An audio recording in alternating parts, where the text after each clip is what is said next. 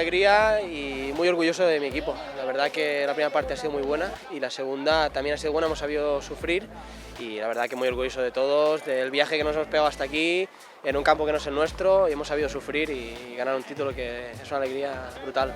¡Vamos! ¡Vamos! ¡Hostia!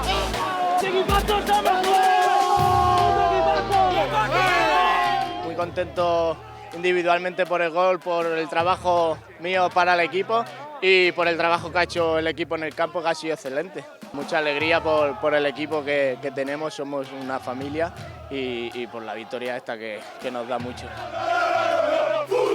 Sabíamos que era un partido que iba a ser muy intenso, que había que pelear hasta el final. Nos lo ha puesto muy difícil el Talavera, la verdad es que es un equipo que me ha gustado mucho su propuesta futbolística y bueno, pues al final nos hemos llevado el título y estamos muy felices.